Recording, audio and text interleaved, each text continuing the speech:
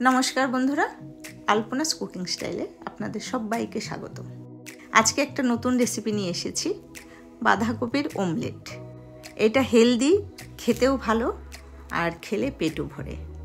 তো কিভাবে বাঁধাকপির অমলেটটা বানাচ্ছি আসুন দেখে নেবেন রেসিপি। এখানে কুচিয়ে নেওয়া 3 মুঠো বাঁধাকপি নিলাম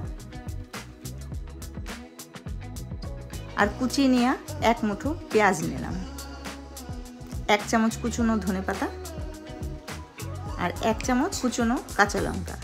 ঝালটা নিজেদের পছন্দ মতো নেবেন। পরিমাণ মতো লবণ দিলাম। এইবার ডিম ভেঙে নিচ্ছি। এখানে আমি ডিমের সাদা অংশ আর কুসুমটাকে আলাদা করব। এখানে ডিমটার ভাঙার পরে খোসার মধ্যে এভাবে নাড়িচাড়ি নিলেই কিন্তু ডিমের সাদা কুসুমটাকে বের করে নেওয়া যায়। তো কুসুমটাকে আমি আলাদা করে রাখছি। এইভাবে পরপর 3টে ডিমকে ভেঙে নিলাম। এইবার যে ডিমের সাদা অংশটা রয়েছে তার মধ্যে চিলি ফ্লেক্স দিলাম আর অল্প পরিমাণ একটু লবণ। এইটাকে একটু ফেটিয়ে নিয়ে ওই বাঁধাকপির মধ্যে ঢেলে দিলাম।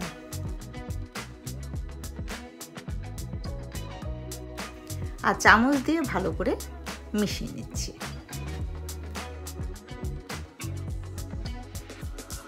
মিশিয়ে বাঁধাকপিটাকে একটু সাইডে রেখে নিলাম। এইবার একটা ননস্টিকের ফ্রাইং প্যান নিয়েছি। প্যানটা যখন গরম হয়ে গেছে অল্প করে তেল দিয়ে দিলাম।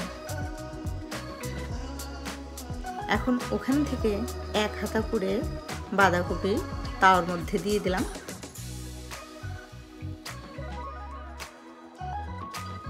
যেহেতু 3টে বানাবো তো আমি 3টে পোর্শনে বাঁধাকপিটা দিয়ে দিলাম।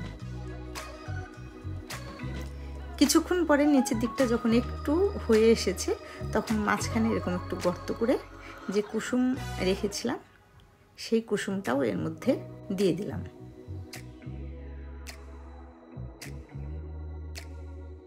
গ্যাসের ফ্লেমটা কিন্তু স্লোতে রাখতে হবে। যখন একটু হয়ে এসেছে তখন এটাকে উল্টে দিলাম। গ্যাসের ফ্লেম সবসময় কিন্তু ধিমি আঁচে থাকবে। হাই ফ্লেমে দিলে ভেতরটা কাঁচা থেকে যেতে পারে। তারপরে ঢাকা দিয়ে উল্টে পাল্টে যখন দুটো সাইড সুন্দর এরকম ভাজা হয়ে গেছে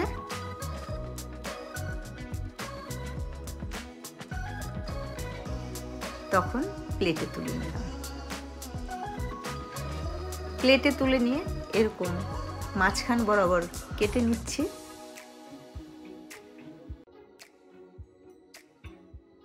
তারপরে আমি অন্য একটা প্লেটে সাজিয়ে নিলাম।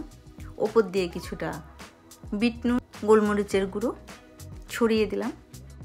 প্রথমবার কিন্তু আমি এই রেসিপিটা বানালাম। আপনারা বাচ্চাদের টিফিনও দিতে পারেন, ইচ্ছে হলে স্ন্যাক্স, ব্রেকফাস্টও করতে পারেন এটা দিয়ে।